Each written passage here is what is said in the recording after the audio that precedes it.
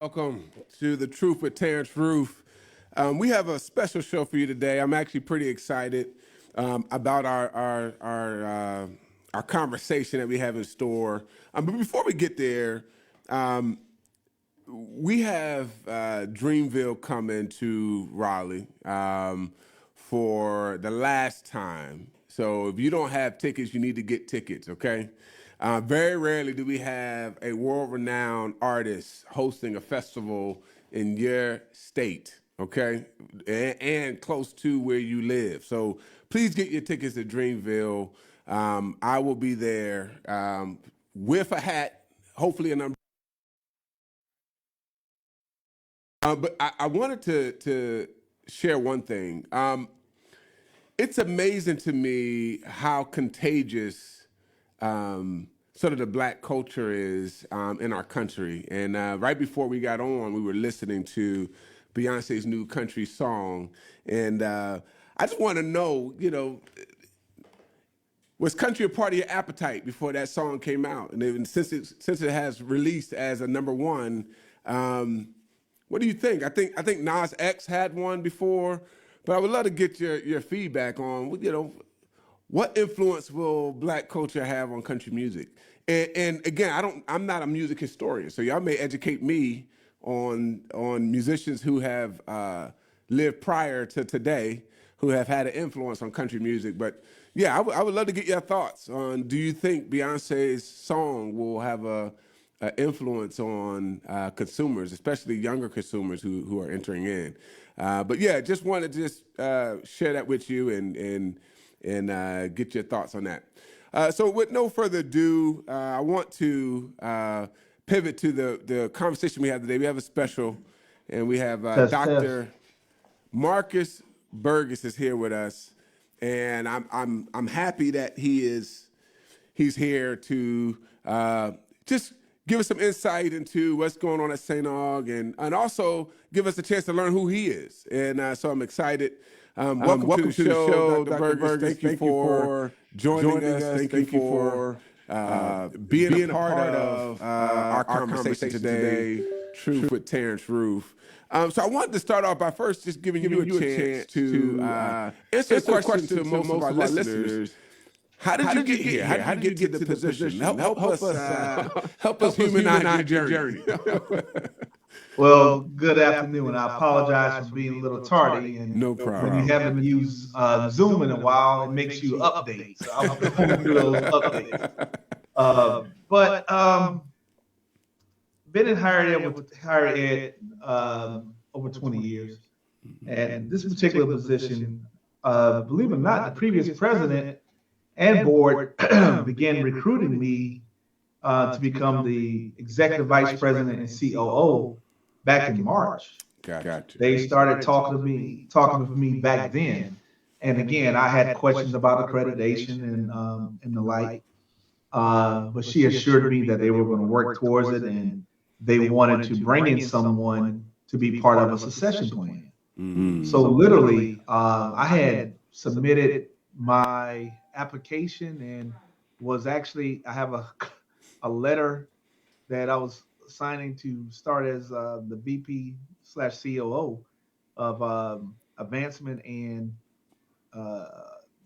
day-to-day operations. I was supposed to start on December the 8th. Mm. And things kind of changed. Gotcha. Changed quickly. But nonetheless, I've always had an affinity for this institution, and we were looking to do some great things. She was due to retire February 2025, and I was to possibly be a part of their succession plan. Bringing in somebody who can learn the culture and be a part of the vision as the leadership and the board were shaping together. But things went awry. Now, I've had a chance to listen to all your interviews. You have really been on a journey these last few. I think I'm your 101 interview. So I think I've had a chance. So I want to start with the end in mind, if you would entertain me with that. What What vision, what hope, what Phoenix picture can you paint for St. Augustine as you cast, a 10-year vision from the situation that you're in right now? How can you cast a vision for students, parents, people who have lived the history? I've met one of your alumni that said that they remember their family members laying the bricks to the building. How do you cast sort of a phoenix rising again picture for that audience? You do so just like as you talked about it with the end in mind. Uh, I look forward to the opportunity of getting back to the business of academics. We are in the research triangle. Mm, Some of the smartest people and some of the brightest companies and uh, most influential folks are in this area. mm, So imagine our curriculum being shaped by the economic uh, powerhouse that the research triangle brings.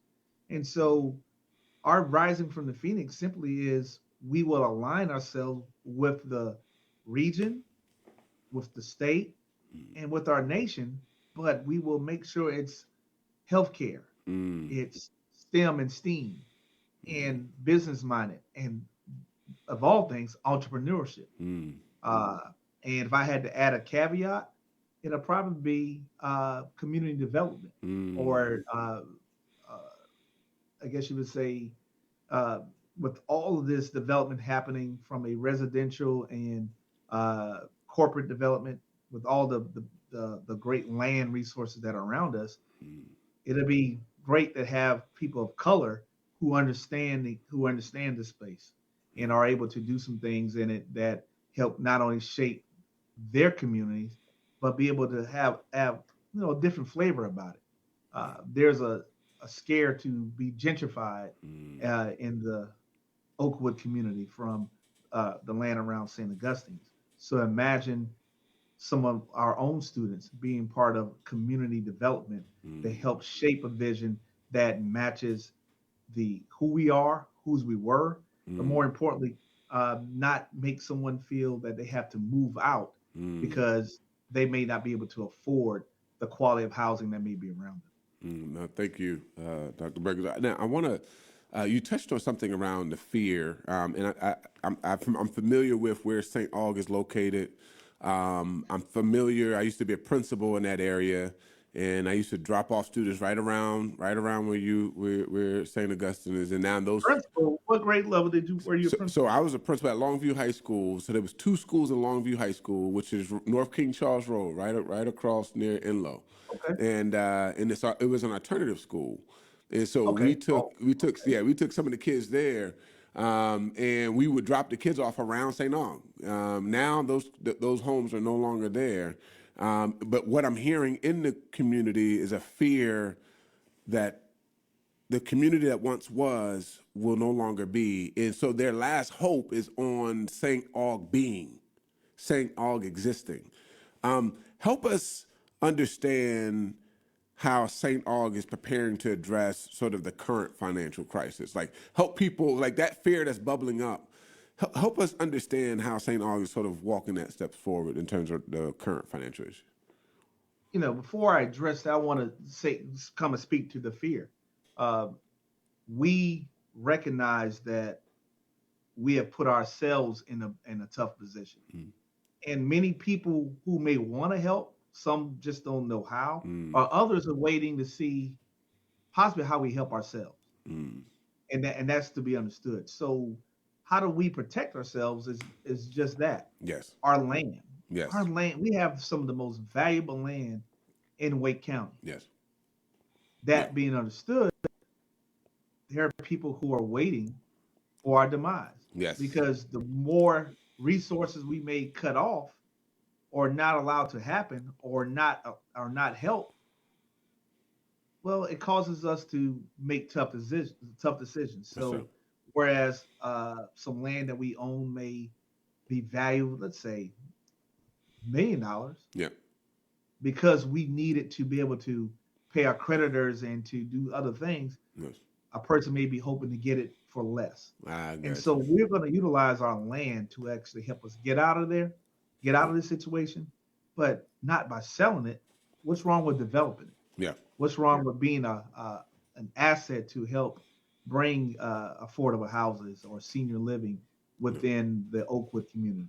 What's wrong with us maybe doing some collateralization to get to a cash flow so that we can take care of our own problems? But the elephant in the room, why so, the IRS, um, they when they come in, Yeah. you've done something wrong. Yeah. And payroll taxes are just something. It's just a no-no. Yeah. You cannot play around with payroll taxes, Yeah. and we have to atone for those things and make sure that we uh, make ourselves whole by paying and doing what we're supposed to do. Yeah. Because as a 501c3 nonprofit, just as a part of the American way, we pay our taxes. Yeah. And we want to make sure we make those things right. But once we get those IRS tax woes off of our property, we're going to do the right thing by development and also using it to get to a cash flow so we can make our faculty and staff and students whole and pay our creditors. And I know that you came on board as president, and much of this was existing prior to your arrival and prior to your walk into power at the university. What happens if that plan A doesn't work? Like what happens if that plan A, in terms of the federal tax liens, et cetera, how do you prepare your leadership team for a plan B? Well, the plan B is to continue to fight. We believe in our alumni. We believe in our faculty, staff, and students. We believe in the great people of Raleigh and surrounding folks who think about the St. Agnes building, Yeah. the hospital where they were born, uh, first Black hospital in this region. We think that we have friends out there who are going to come not necessarily to our rescue, but to our aid, to give us a helping hand as we right the wrongs. I spent uh, all of yesterday, myself and one of our trustees, Trustee Perry, speaking with members of Congress, Mm-hmm. not necessarily to make something go away, but giving us some advice Yeah. of some ideas of ways we may not have been looking at, so that we can address some of our current issues.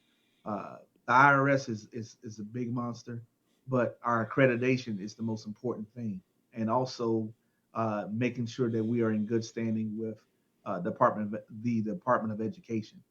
Those are some of the key pieces that we have to work on. Uh, Me and my team just want a little time. Uh, I'm just a little over 90 days on the job. I think I'm close to my 100th day, Wow. and I want to have my 1,000th day. Wow. I'm Wow. not planning on leaving. I want to continue to build, work with the community, work with my board and our alumni leadership and our students. Because if it weren't for our students, you as a principal know this. That's the reason we have our jobs. Those are the reason we get up every morning, is to ensure that the future will be brighter because of the people that we serve.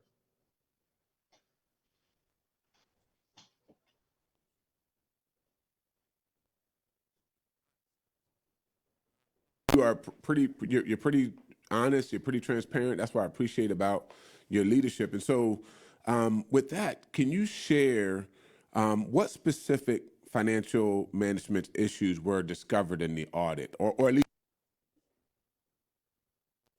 Your mic went out.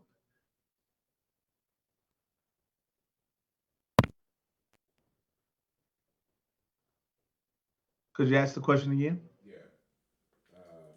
Can you hear me? Can you hear me? I can hear you now. Okay. So the one thing I just want to just reiterate again is that I appreciate your honesty in how you're leading through the situation. Very difficult situation. Most people go silent. You are just sharing truth. You're sharing the story. You're being candid. You're being transparent with people, and I always value that in leaders. And so with that, I wanted to just get your thoughts, and then after this, we're going to break. I want to get your thoughts on what specific financial management issues were uncovered or discovered in this latest audit that you initiated? Well, the biggest problem was there was a perfect storm. You had the conversion of two software systems. The university was converting from one to another, and there was data loss in that conversion.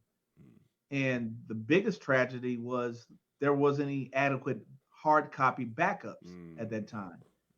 And that's just a no-no. When you're dealing with uh, any entity, when you're talking about payrolls and you're talking about uh, paying invoices and the like, you always have to keep your hard copy backup because you never know when you get a computer virus or a glitch and you lose some of that data.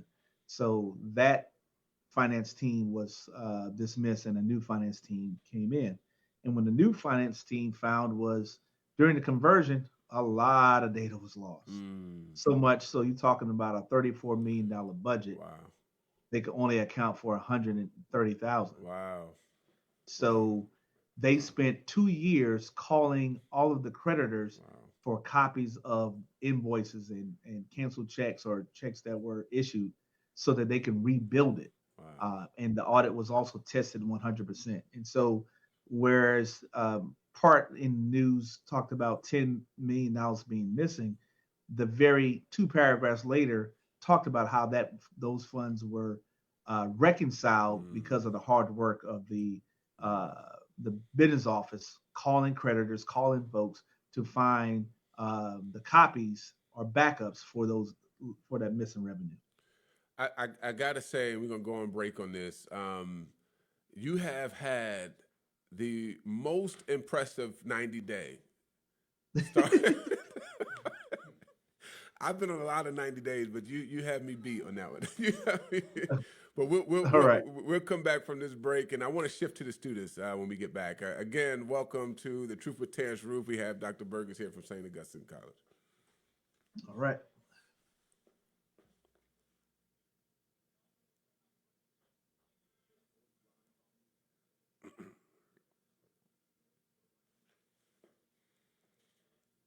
And then y'all should still be able to hear each other. 1 second.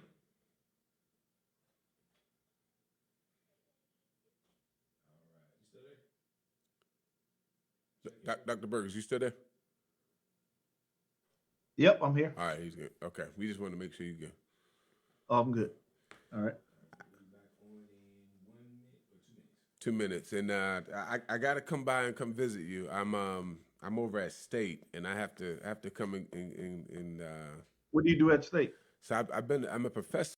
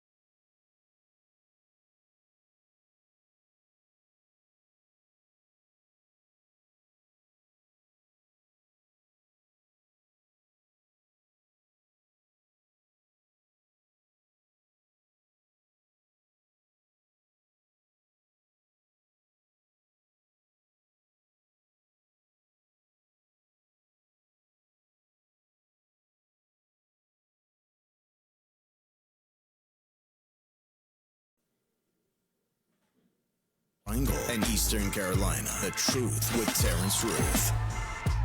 Welcome back. Again, we have Dr. Marcus Burgess from St. Augustine University, and we're just grateful to have him here. And again, I appreciate your leadership during this season.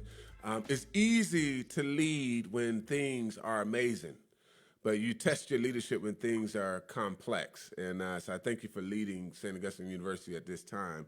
I wanted to zoom in now, our questions into the students. I've been a student. I understand financial aid. I've used it before. I understand that student role. I'm a professor, so I understand what it means to enroll in classes and to be formally a student. Can you help the audience understand the relationship between accreditation and financial aid? I want to start there before we get into the formal question.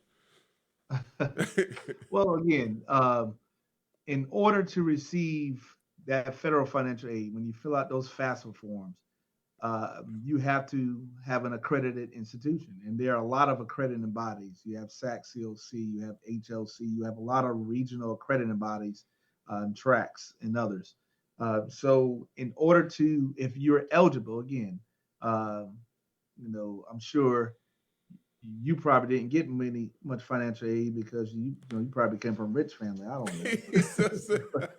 But again, in order for students to get that funding, the institution must be accredited. So the Department of Education does not play with you about your accreditation. Without it, you cease to exist with them, and students will have to pay for that funding up front, and then those credits will not be valued as from an accredited agency. Now, I know you've had several meetings with all stakeholders, including internal and external. How did you deal with the uncertainty around sort of accreditation, and how did you find out? And then, how did this affect the students upon finding this out? Like they're currently enrolled. How did the financial aid work once a decision was made about accreditation? Well, because though we lost it and appealed it, we kept accreditation. So we are still an accredited institution. Okay. By SAC COC. Okay. We went through the appeals process, didn't work out, so we are now going through the arbitration process. So as long as we go through the litigation, we still have our accreditation. Okay. The problem is the stigma. Once you hear accreditation is so gone, the first headline that goes out, it's shock. That's so good. People run for the hills. Oh, I don't want to be associated with you. It's like you have the plagues. Like now we've still got COVID going on, but it's in the heightened part of COVID, and you're in a restaurant or in the grocery store, and somebody coughs. Yeah. Everybody's looking around you like you. That's good. Oh gosh, I'm going to catch COVID. That's so it puts a negative stigma on you, and it doesn't help when you have the local television stations camped out across your campus every day. Wow. And so it's mental anguish that our faculty and staff and students go through on a day-to-day basis. Wow. It's harsh. So a lot of folks are like, okay, everybody's not built for this. Yeah. And so they decide to do other things. But we have to constantly remind them that we are accredited and we are working to keep that accreditation. However, if it becomes a time that we have exhausted all options and we do not obtain alternative accreditation, we have a teach-out plan, and it's on our website, and it talks about the institutions within this region: North Carolina State, Meredith, Peace College, Shaw University, who would take our students with open arms and accept their credits to help them continue to matriculate and finish their degree. Wow. So that plan, our teach-out plan, is on our website. But we want these students to be Falcons, and so making sure that we continue to work and do all the things we need to is important. I'm glad to know that our seniors will be graduating on May 4th from an accredited institution, and that's very important to me. Now, I want to touch very briefly. I know you're considering remote learning for some of this school year. Can you help us understand how did you get to that decision to where students will learn remotely? And I don't know if it's optional, I don't know if it's mandatory, I don't know if it's all students. Again, we're experiencing your story through headlines, and so I just want if you could provide some clarity around the decision around remote learning. Well, it didn't come easy. After speaking with our executive team, talking through our board of trustees, we have to begin mitigating all risk and to ensure that we are giving everybody the very best quality that we can give them. Unfortunately, we got bills to pay. Yeah. And cash flow is just not on the fact that we haven't received our Title IV funding because of our penalties or whatever. We have a bigger culture problem that for the last 2 years, students were not forced to pay their bills. And I don't like talking about it because then the narrative becomes, oh, now you're blaming it on the students. Well, my students know I speak direct to them, and I try to educate them, but they have a part in this. And to kind of paint the picture, let's talk about everybody who's been to college knows that you have a certain time to pay that bill, or you're gonna get put out your classes, put out your dorm, sent home. At this institution, it was not enforced that way. I got you. Out of the 967 students who could have come back this spring, 852 owed a bill. Wow. And not just small bills. Wow. So out of that 852, how many would you feel owed between $0 and $5,000?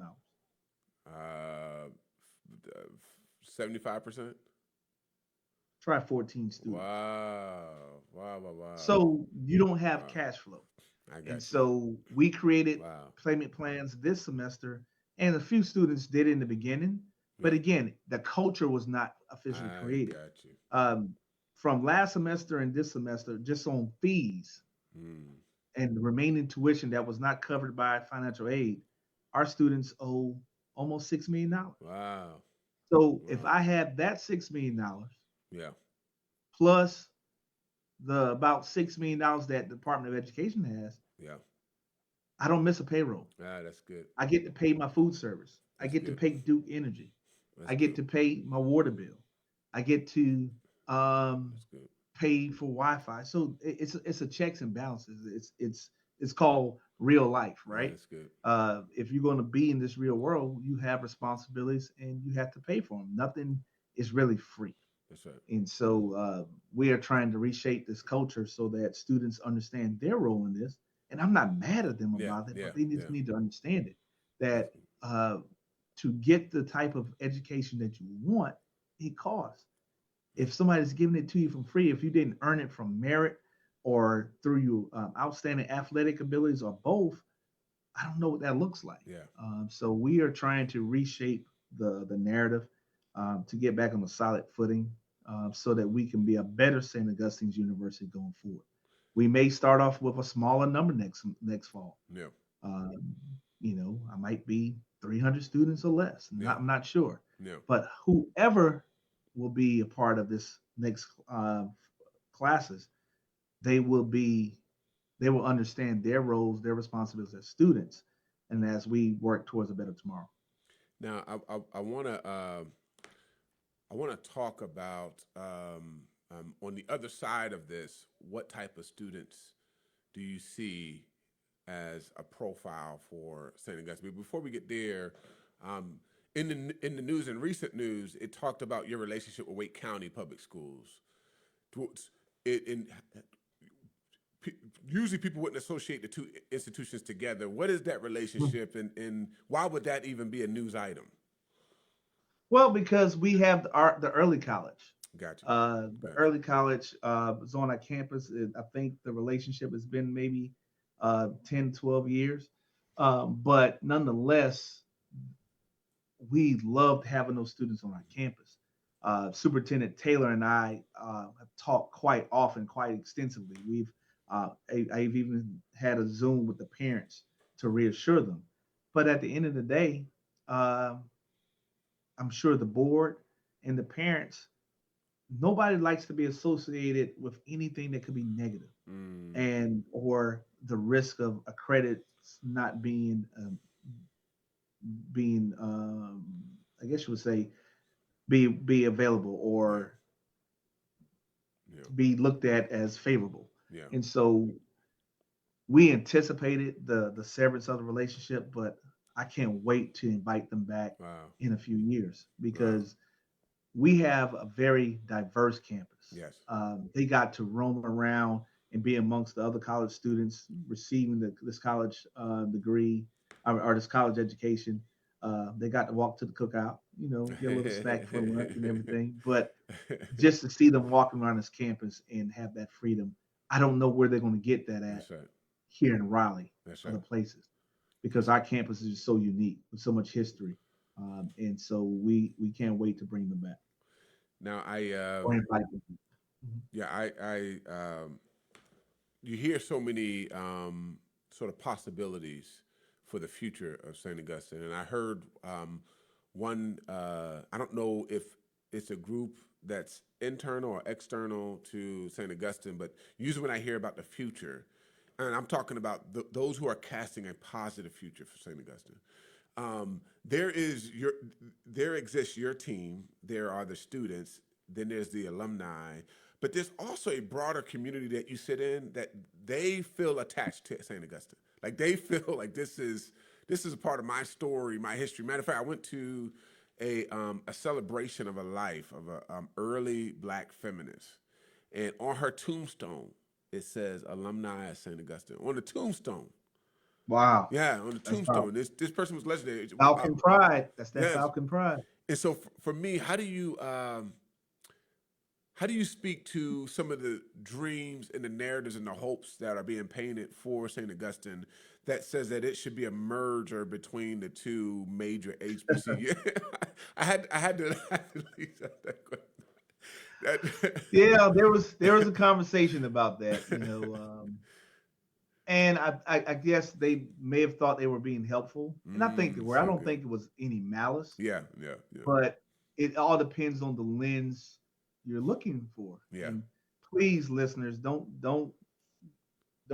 drive up to Oakwood Avenue and come jump on Dr. Burgess. But my response was, uh, let's try that with Duke and Carolina first, and let me know how that works. And then if that works, maybe we can consider it. So powerful. Uh, because you talk about two missions. You're Yeah, talking yeah, about yeah, two yeah. schools who have a healthy banter That's right. amongst each other, and you That's go right. to battle on the football field, on the basketball That's courts, right. and in the classrooms, and you compete. That's right. But there's love now. There's synergy. That's Now, right. granted, Dr. Dillard has been amazing Yeah, for me, and we call upon each other at many times. yeah.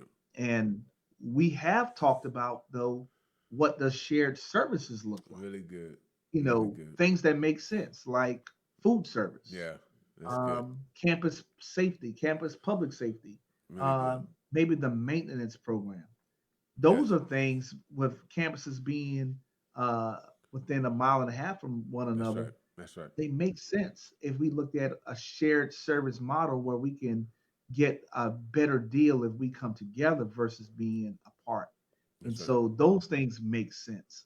But um, your mission is your mission. Your values are your values.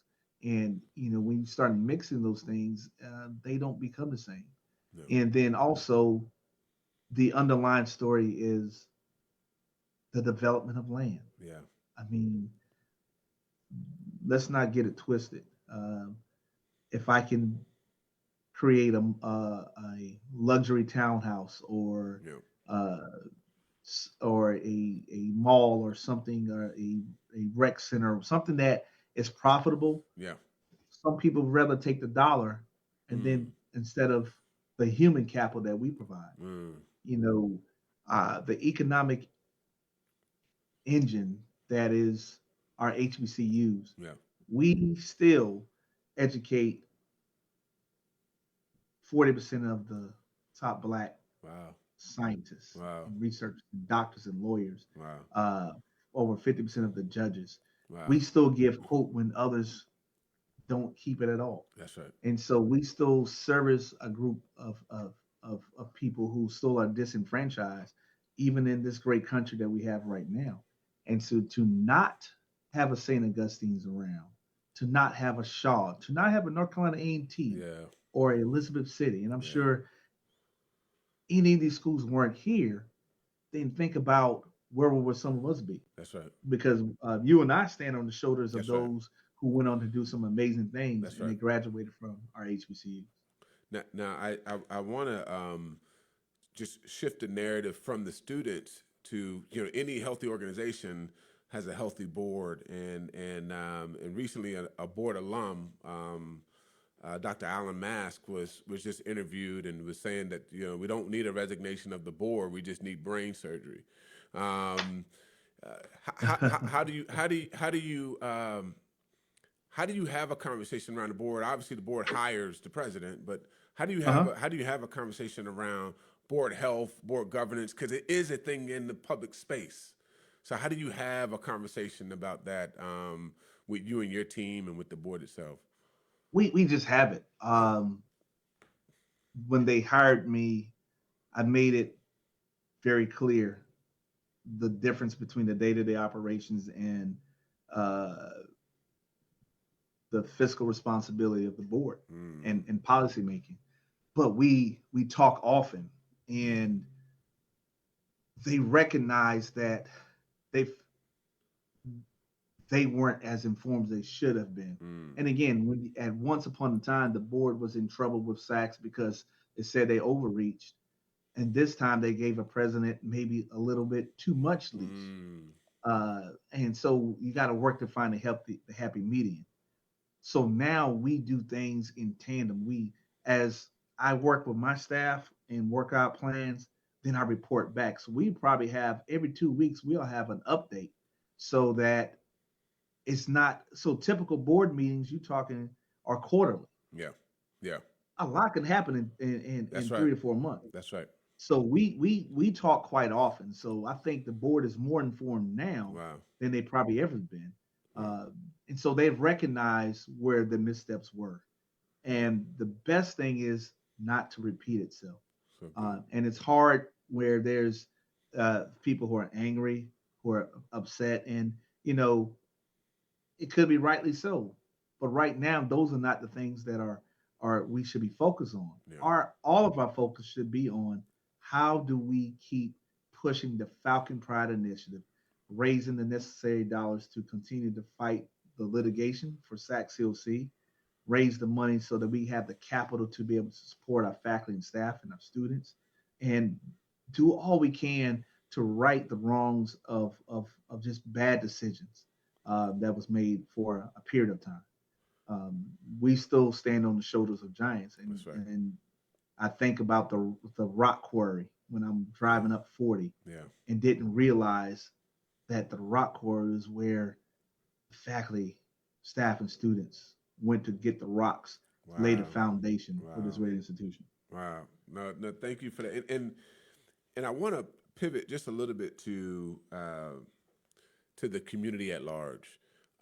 Again, St. Augustine holds such a tremendous place in so many people's hearts in Southeast Raleigh, in Raleigh altogether, and in much broadly the state. How is the university engaging that audience, that care, they feel that they are part of? How can they plug in? How can they volunteer? How can they help?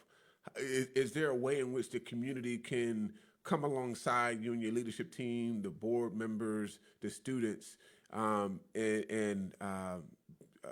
be of assistance or support, or just to feel that they are being present with you and for you during this time?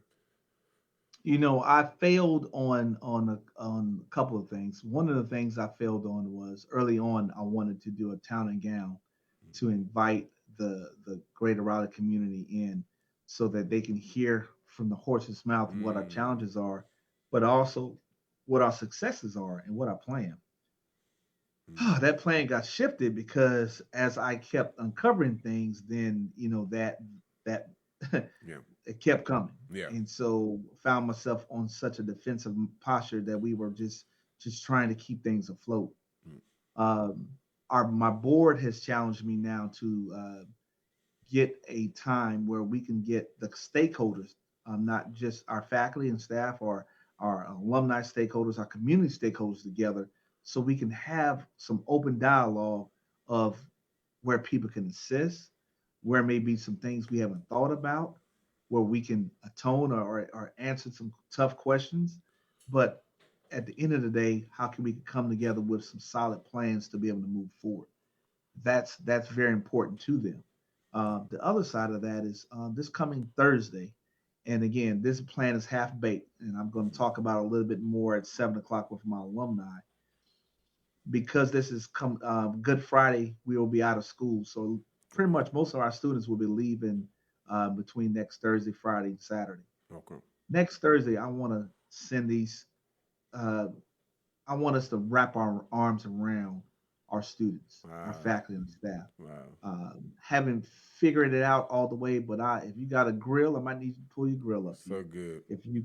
If you got a song to sing, I might need you to sing a song. So If you good. got a prayer that can reach down in the deep So and good. then also go upon Most High, So we're good. going to need that because we want to wrap our arms around and let these students know that we are not saying goodbye to you Wow. by any means. We want to keep you here Wow.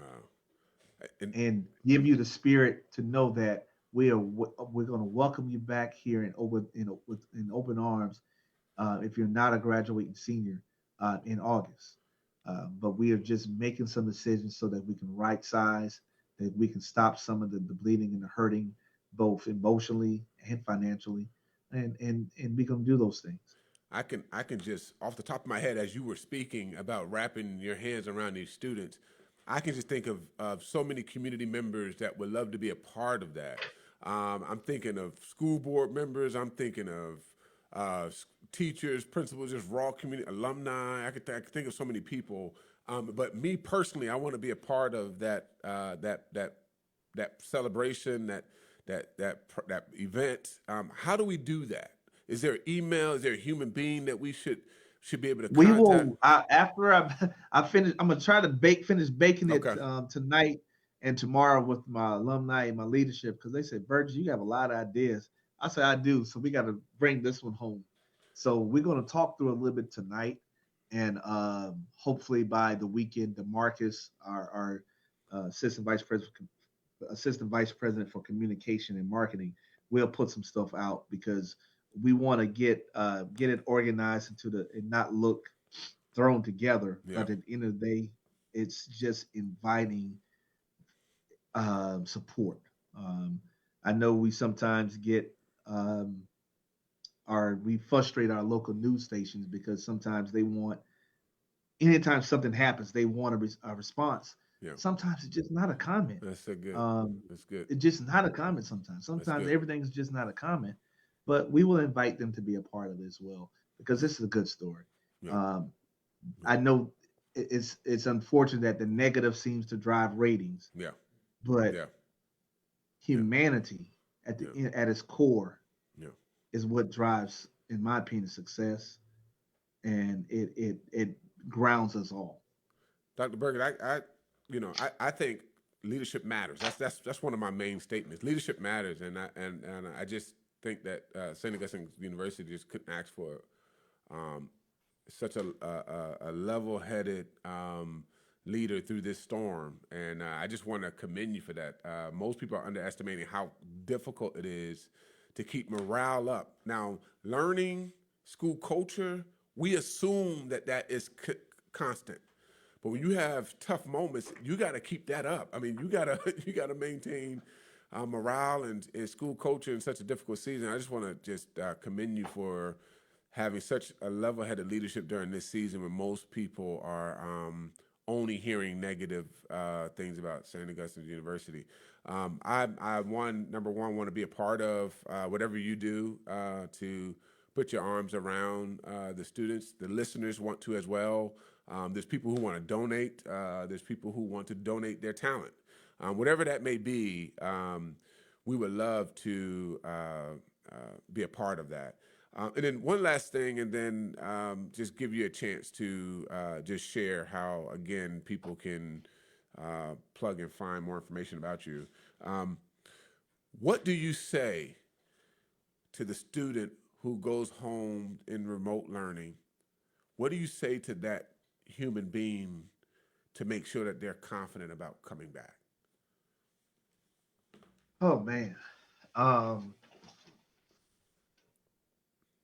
we've been here before. Um, COVID taught us that though difficult, we are resilient. COVID taught us that where we may not be able to touch one another physically, our spirit still can connect via technology. It's not the most ideal. We recognize the challenges. Not everybody lives where they have great Wi-Fi That's right. and internet access, That's right. or even devices. And That's we've gotten donations from companies and the like to provide laptops and Wow. maybe even some hotspots. And hopefully we can get a few more of those. Wow. Because where you may have some who live in the inner city of Raleigh or Charlotte, That's right. they also live in some of the rural parts of our That's right. state, not just North Carolina, but Virginia and others. Oh. And so we want to make sure that the message is we're going to support you as if you were on this campus face to face with us. We're going to do our best to provide a quality education, because the other piece I want to say, our academics were never in question Wow. through Really this good. process, and I need Really the good. community to know that. Really good. Really When you good. talk about St. Augustine, we were a mess financially. We just mismanaged we didn't have great processes. That's really good. But the academics, those solid professors that we have, That's so good. and the solid individuals who spend days and nights ensuring the safety of our students, That's right. that's the part that that needs to be uplifted. Tell the story of our ethics team that competed in the ethics bowl That's right. amongst all of the regional colleges here in the area, and they finished second. Wow. All right, let's tell the story about Wow. Terrance, That's so who good. has ran the sixth fastest time in the world in the Wow. 60-yard dash, and Wow. just came home as a national champion in the Wow. indoor Wow. for Division Two. Wow. You know, Wow. Wow. we have a lot of great stories. Wow. Um, we That's so, compete at a high level athletically. We compete hard in the classroom. wow. Right now, the competition is life. Wow. Really And good. who's going to help pass the baton to these students? Really good. I'm going to be there. Really good. So Really good. No, we're winding down, and I just appreciate your conversation today, and I just think that you are providing just a rich history, not just history, but hope to students. In your final words, can you speak to the faculty, the people who are holding up that academic integrity despite the stigma that you talked about earlier? Just very briefly, if you could just speak to them as if they're listening right now. Can you share just a tad brief statement for them? I am so glad this is on radio and not cameras.